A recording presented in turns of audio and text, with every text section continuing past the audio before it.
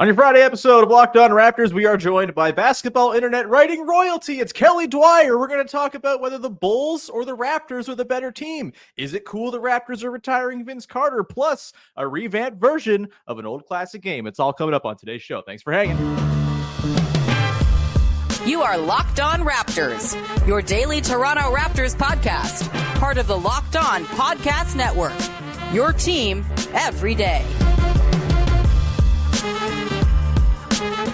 Hey, what's going on? And welcome to another episode of Locked On Raptors, part of the Locked On Podcast Network, where it's your team. It's every day. It's Friday, October the 4th, and I'm your host, Sean Woodley. Been covering the Toronto Raptors now for a very long time, going on 11 seasons on various platforms. You can find all my work over on the bad website that sucks, at Woodley Sean. You can find the show on Instagram at Locked On Raptors. You can join us in the Locked On Raptors Discord server. It doesn't suck. Link in the description. It's free to join. It's a great place to come hang out, talk ball with people just like you who are little sickos who love the podcast and can't get enough of it. So come and join us over there. You can follow, subscribe, rate, review, tell a friend, audio apps, YouTube, the whole 9 yards. And today's show is brought to you by our friends at FanDuel, where you can get the season started with a big return on FanDuel. Place your first $5 bet, and you'll get started with $200 in bonus bets guaranteed. Visit FanDuel.com to get started, and we will get started here, bringing in one of my absolute faves from the Second Arrangement, the very best basketball newsletter there is. It is, as I said off the top, basketball internet writing royalty. It is Kelly Dwyer. Kelly, welcome to the show, my friend. It's been too long. A wonderful supporter of the Second Arrangement. Thank you for having me, and happy to Raptor it up. Hell yeah, man. You got the guitar. We're ready to roll here. We're going to talk some Raptors. We're going to talk some Bulls. Of course, your beloved Chicago Bulls, who are in, I think, a similar state to the Toronto Raptors, although perhaps slightly less depressing if you look at the media day photos of Zach LaVine and Nikola Vucevic. We'll get into some Vince Carter stuff, and we're going to play a game that it used to be called That Random Raptors Game. I revised it a little bit to change the format just a touch, and we're going to rebrand it and call it I Remember That Game. It's a fun one. We'll get to that coming up at the end here with Kelly, who I have a feeling is going to be really, really good at this dumb game. But let's start, Kelly, not to put too much pressure on you off the top, but bottom of the Eastern Conference, Raptors, Bulls, the Wizards are in there. The Pistons are in there. The Nets are somewhere below all those teams, probably. The Hornets, maybe they'll figure their stuff out. Maybe they won't. I want to get your view on this sort of group of bad to awful teams. Are they as bad as we think they'll be? My sort of barometer for Raptors success coming into this year is just be better than the Bulls, and I'm happy. What's your read on this morass of teams that kind of have no shot in the Eastern Conference, of which, this is the type of team I think you cover the best of all? The ones, the 30 and belows. Yeah, I mean, I was surprised to see the Raptors ranked with the Bulls at 30 at the over-unders when those popped out of their hovels in Vegas. I can see the Raptors winning 30 because they can surprise people, and they have a coaching staff that's well ahead of it. The Bulls, I don't know about that. And it's teams are going to pick up some wins this year. Teams are going to knock themselves out of lottery contention in ways they didn't anticipate, because there's, as you know, just reeled off, it's a good fifth of the scenario that are trying to tank without even getting into the Western ones. They're all doing the right thing. You can argue whether it's too late, or you can argue the Masai rebuilding has taken on criticisms from 5 points of the stars. There's a million different ways to take that apart or to try and I'm still on the fence because I want to see what he does.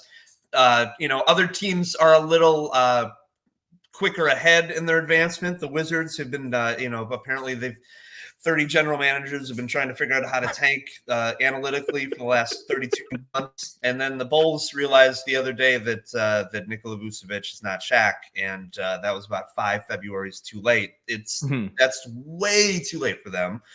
But the benefit for Chicago is they have Zach LaVine, and Zach LaVine loses games for them. So that's important, and that's good for them.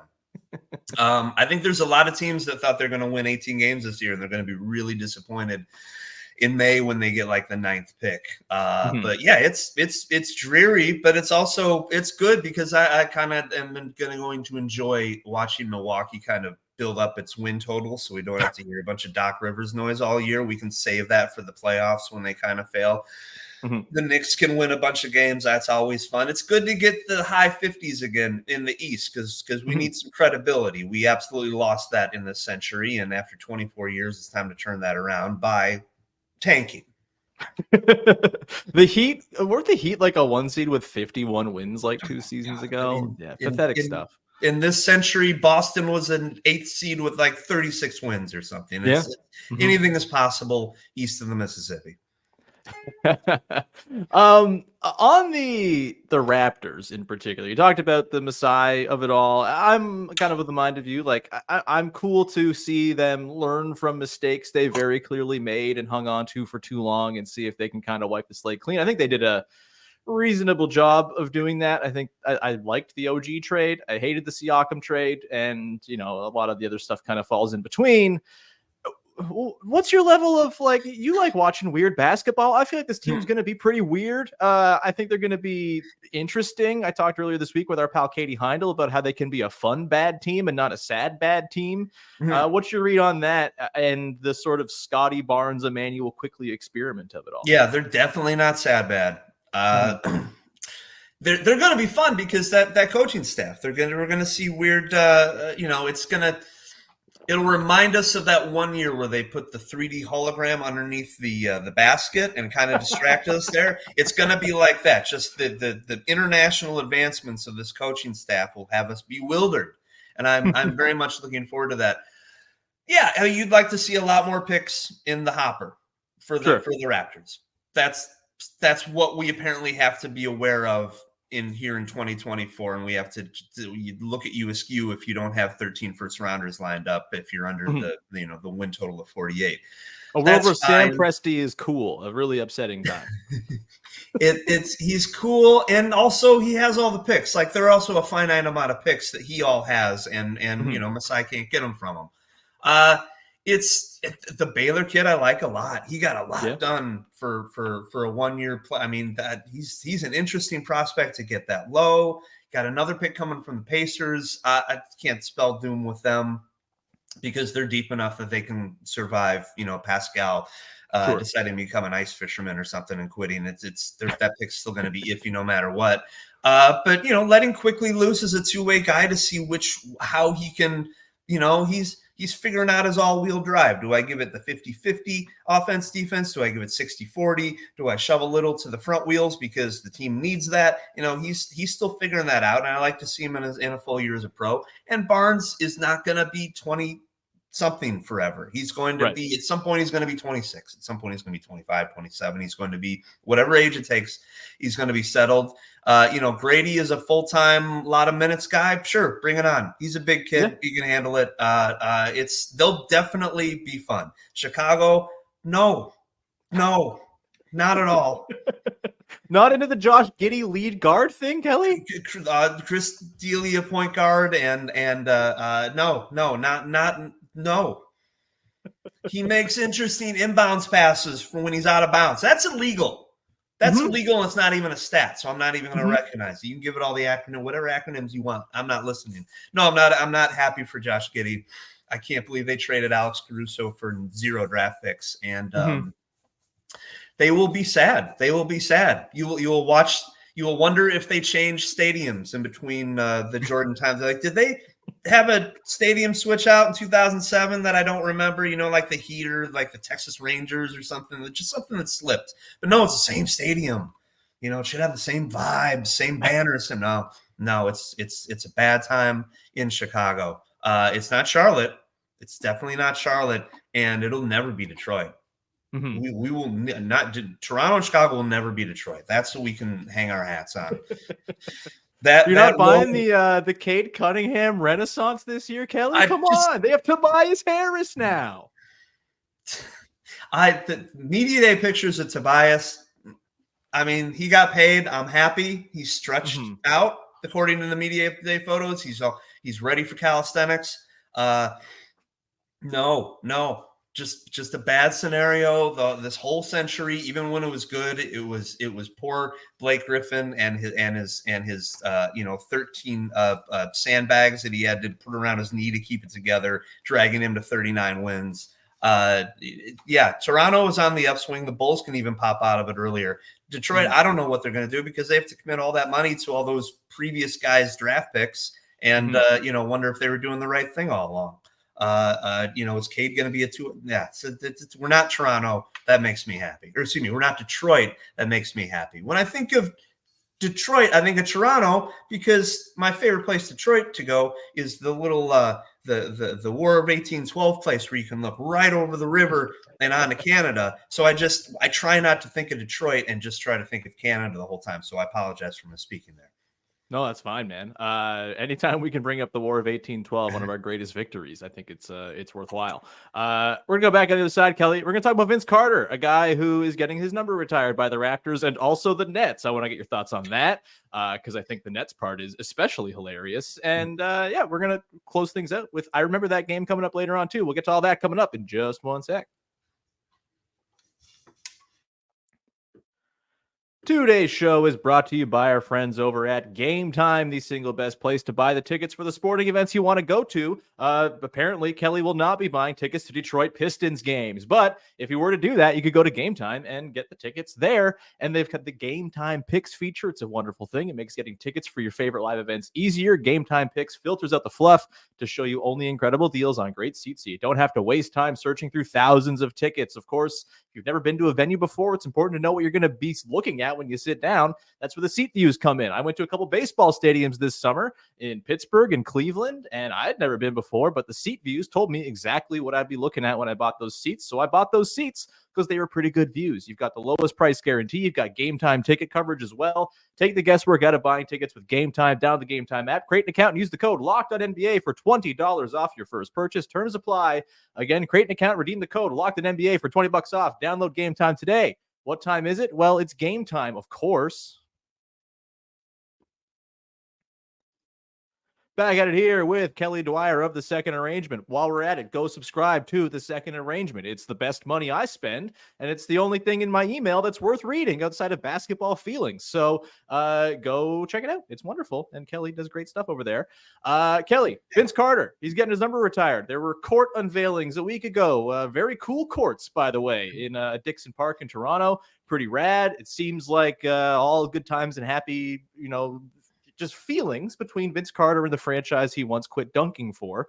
I had my whole sort of spiel on this last week. I think it's perfectly fine if you have weird feelings about Vince Carter getting his number retired. I also think it would have been a whole lot weirder for them not to retire it in the 30th anniversary season, and especially considering the Brooklyn Nets are retiring it later on this year. I think, time heals all wounds, et cetera, et cetera. As someone who myself was 11 years old, 12 years old when Vince Carter scored me, I've gotten over it. So can you. You're an outside perspective, though, Kelly. Want to know what you think. The Raptors are retiring Vince Carter's number. Is it like sad, pathetic loser franchise stuff? Is it cool? And, the Nets side of things, too. I'm curious to hear your thoughts on that one because I think it's the Nets. Hysterical. As outsiders, we definitely think the Nets are sad, pathetic loser franchise. Yes, we absolutely do. The Raptor thing, I think us down here, we got over that ages ago. Honestly, yeah. I was blogging out of the basement at SI.com when Vince was giving away plays to Seattle and moping through the first however many months of that season. And then he went to the New Jersey Nets and was an MVP candidate, 24 points per game or something. 28. He went from 15 to 28. Yeah, just outrageous. He was great. He deserves to have his number retired, frankly. I got over the Raptor thing. And as you and many others pointed out, it would be conspicuous and it would be iffy and it would be, like putting yourself like no other franchise had a petulant prima donna star, force his way out. It happens. And that was your introduction into the world of the NBA, and it was an appropriate one. And you're doing the right thing by letting the famous athlete back in and giving him around. The Nets thing, I honestly don't mind because he was great for them. It was a big chunk of time. They were in the playoffs every year. They waited about 32 years too long to rebuild, but in between all that, he was putting up great stats. Orlando Magic, no, you ruined your playoffs one year. Excuse me. Yeah, the Raptor thing is great. You have to do it. It's cool that they did it now and not some sort of random like whenever the Bulls changed their stadium out 8 years ago or something. It's good that they snuck it. That didn't sort of sneak it in. And by the way, this year is the year we're doing Vince Carter, and something people have been thinking about for decades now. It's good to make it a big deal. No, everyone loves the Raptors. You're the only pure team left we have that you run it the right way. You got a superstar to come in there. You told him to go away, chase your fortunes because we can see your knees crumbling. No, everyone loves everything the Raptors do, even the 3D hologram underneath the hoop. I'm trying to remember how many, because he also missed the playoffs one year when he was injured, but it's still And the team won I think 14 of 15 down the stretch without him to get in the playoffs, which was kind of the beginning of the end. Yeah, I don't remember who they beat out, but it was like, good, we don't have to watch Lenny Wilkins's really boring Raptors in the playoffs this year. This will be great. They'll let some new blood in, and it'll be like that one year where the Wizards came in, but nope, they rallied. Raptor fans have been loud and proud since the beginning. They dominated message boards back in the day. They dominated the comment sections of sites I used to work for in like 99, 2000. That 2000, the summer they got 2001 when they got Alvin and they got Hakeem and they brought VC back, and that was. We were fighting for that because there were so many sports writers up north that were not cheering for Toronto's downfall, but had been putting Vince Carter into a non-existent trade machine all year. And Toronto probably took it worse than Detroit did the year before, but that's okay because it was like their 6th year. They were loud and proud.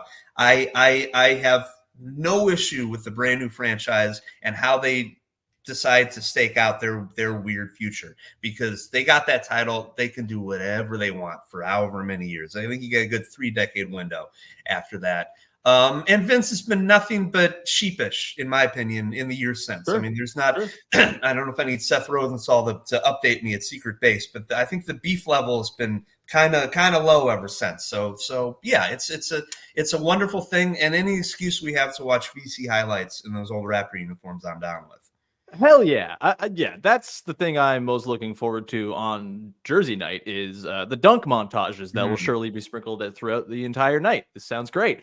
I've been thinking about this a little. You're probably a good person to talk to about this, Kelly, because you know everything about the NBA over the last however many years. You're a really great NBA historian. The Raptors are 30 years old. They were a sad sack for a long time. They had some cool guys. Those cool guys left.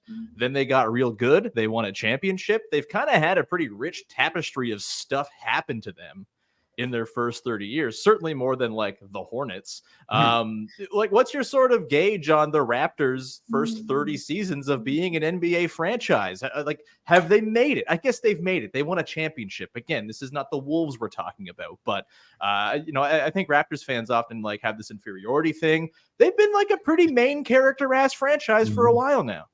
Yeah, 100%. Great way to put it. It was, that third trade deadline, then the Damon Stoudemire one in 98, they were the top team that everyone talked about. They were active from the top. I don't think it had anything to do with Isaiah Thomas. It had more to do with Toronto is such a major league city that it was just, this is a big boy. This is a big boy right away.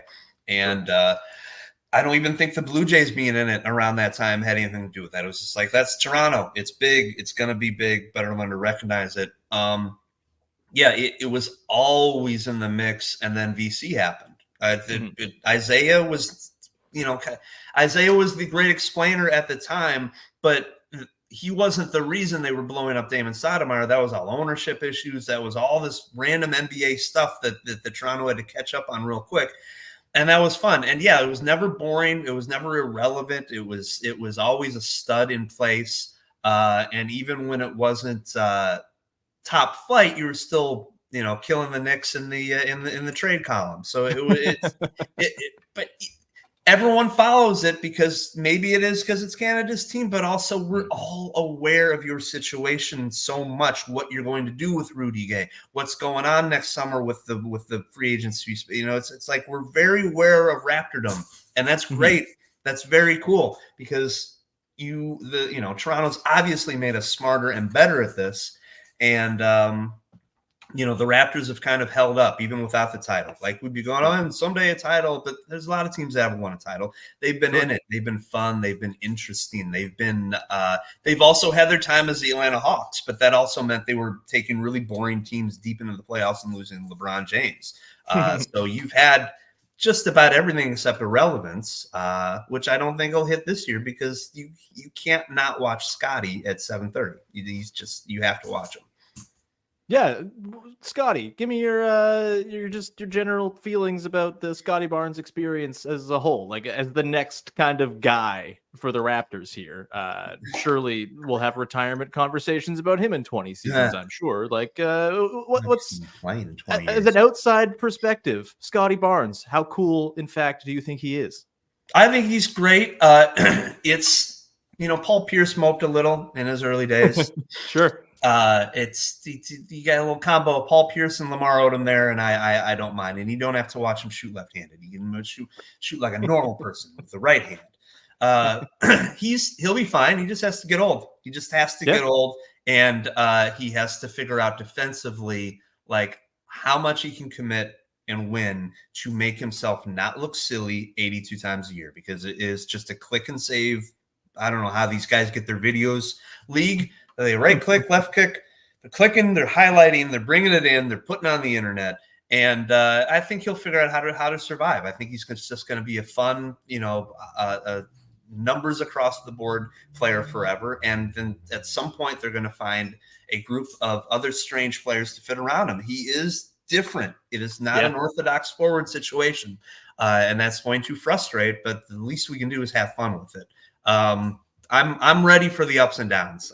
He's been fine, but it's going to take years to get over that one little bump he has. We're never going to let him forget that. And I'm okay with that because not everyone had sort of a sophomore slump like he did. They don't really do that as much anymore. But I wasn't disappointed in him in the slightest, because that package and those insights and things that he sees that you can see watching from up top, you got to do whatever you can to be a part of that when that clicks. Totally. Well said. We're going to come back on the other side here, Kelly, and get into the pièce de résistance today. We're playing I Remember That Game. We're going to pull out a game from the past, see if Kelly remembers it, and see if he can guess who played for the Toronto Raptors in that basketball game. We'll do that coming up in just one sec.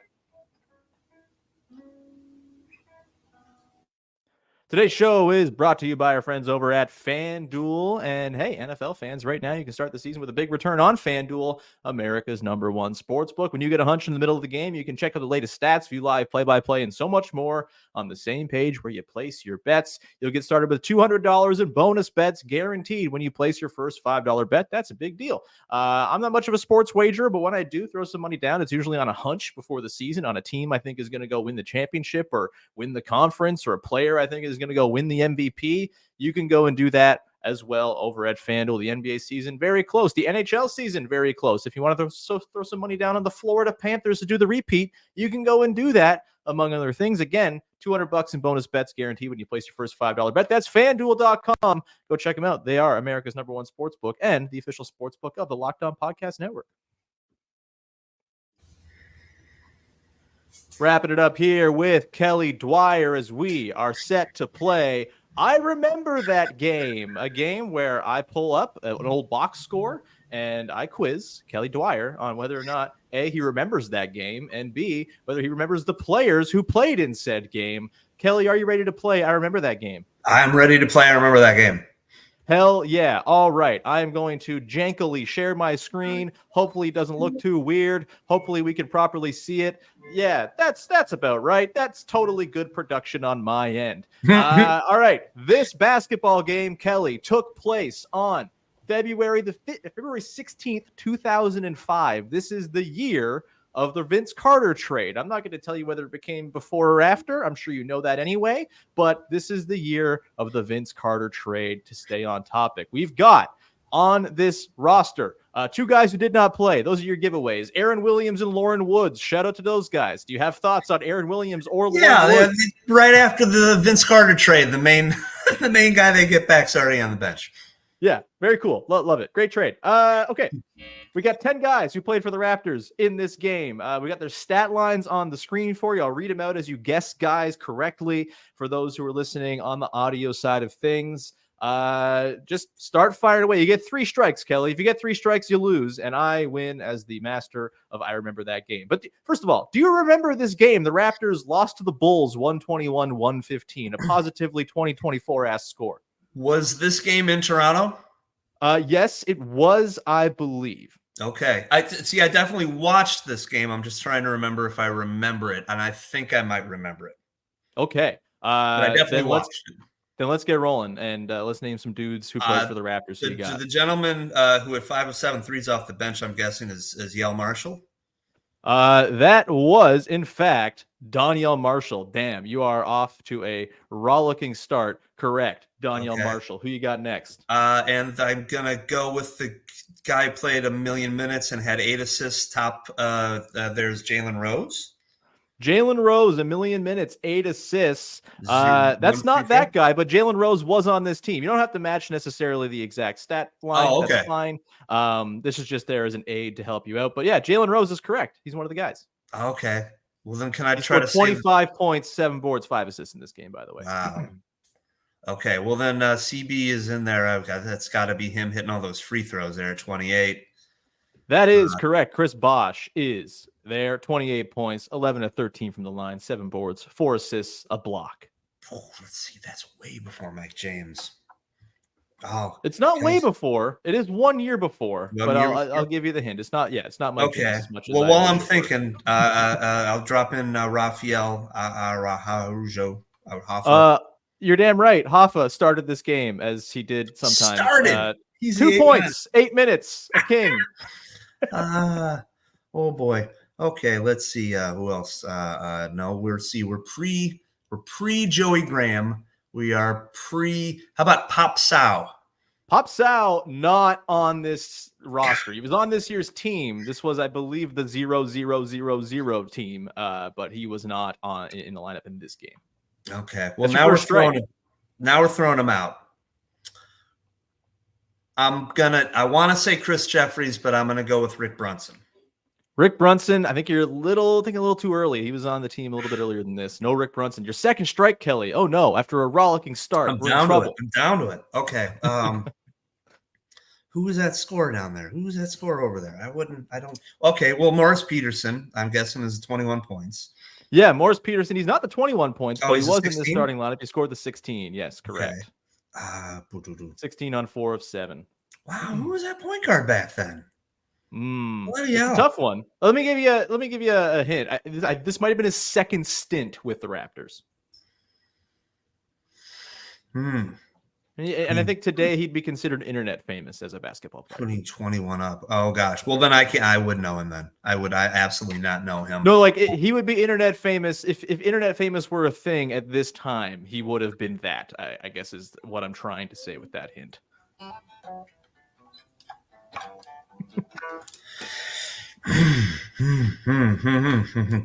Boy, I'm out. I'm struggling. Okay, let me give you a couple more hints of guys who are here. One guy was, I believe, one of the lowest field goal percentages ever for a guard in the history of the league one season. You've got another guy who currently is doing a show with Blake Murphy of Sportsnet, just recently announced, a former Toronto Raptor.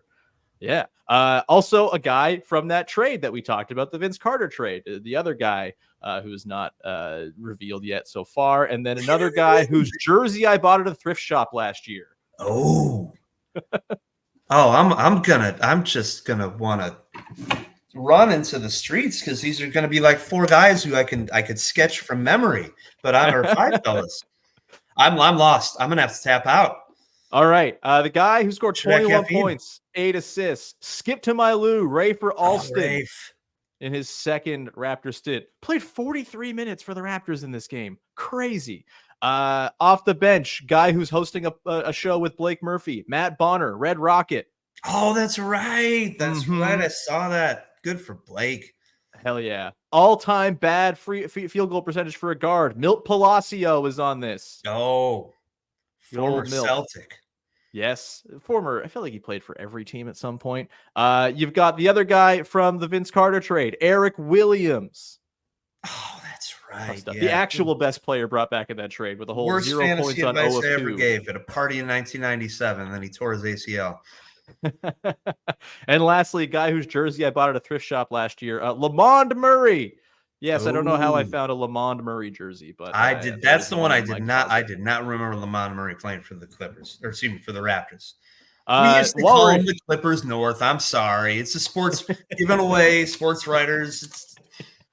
We never call Kelly, I think he performed pretty admirably here. It's a very hard game, especially for someone who's not ostensibly a Toronto Raptors fan. But I do have an opportunity here for you to bail yourself out. As I scroll down my page, I have the Bulls lineup from that game too. You want to name some guys? Name some guys. Gennaro Pargo is on the board as I did not play. Wow. Okay. So I can't be Gordon off the Kirk Heinrich, Chris Duhon, Ben Gordon. All three are correct. Yes, Kirk Heinrich. Let me highlight these for the visual listener or visual viewers. What the hell am I saying? Chris Duhon, the Raptors almost signed to an offer sheet one time. Shout out to Chris Duhon, former almost Raptor. Ben Gordon also, yes, off the bench. You got three. You're going to have former Raptor All-Star Antonio Davis. Hell yeah, you got former Raptor All-Star Antonio Davis. How we got that guy from you, but thank you so much. I'm sorry about Jalen Rose. We didn't think it was going to work either. There was also a Feller Harrington. You're going to have absolutely a Feller Harrington. Nocioni also. Yep, you're killing it. Eddie Curry in the pivot. Eddie Curry also in this game. You're right. Eric Piatkowski. Eric Piatkowski also in this game. You're right. See, this is why we brought you on the pod, Kelly. This is incredible stuff. Look at Lou Dang. Is that him at 5 for 9 for 20 points? That is Luol Deng, 5 for 9 for 20 points. Like 20 years old. Oh no, who did I forget? We already did. It's probably didn't have Lawrence Funderbrook that early. Oh no, I accidentally revealed a guy who I shouldn't have revealed. I'm going to block him out in case you just saw him. I did not. As I tried to reveal Eric Piatkowski, he's looking at the other guy underneath. Oh, that's got to be Tyson underneath Ben Gordon. Tyson Chandler. That is Tyson Chandler. Yes, correct. And then the guy who I already revealed. See and cannot remember the gentleman under Piatkowski. He had a really rough year last year in his professional life. Oh. Oh, well, I mean, So that's someone who is let out of a job. Oh, Adrian Griffin. Absolutely, Adrian Griffin. Absolutely. You got it. You nailed it. No strikes. You're incredible, Kelly. Awesome stuff. That has been I Remember That Game for today. Kelly, thanks, buddy. That was awesome. No. Thanks so much for hanging out, pal. Anything you want to promote? Obviously, the second arrangement. Anything in particular on the second arrangement you want to direct people? Season previews coming up next, and just everyone enjoy what's going to be a fun and parody-rich NBA season this fall and winter and spring. Hell yeah. You can find me on the Hell website at Woodley Sean. You can find the show on Instagram. You can find us in the Discord. Link in the description of the podcast. Come hang out in the Discord. We'd love to see you there. We'll be back again on Monday talking about a preseason basketball game. Raptors, Wizards in Montreal on Sunday. That should be fun. We'll talk about it Monday, get into some wild overreactions, I'm sure, to, whatever Jemias Ramsey does. So that to look forward to. Kelly, this was great. Thanks so much for hanging out, buddy. And thank you for listening. We'll talk to you Monday. Have a great weekend. Bye-bye. Buckets.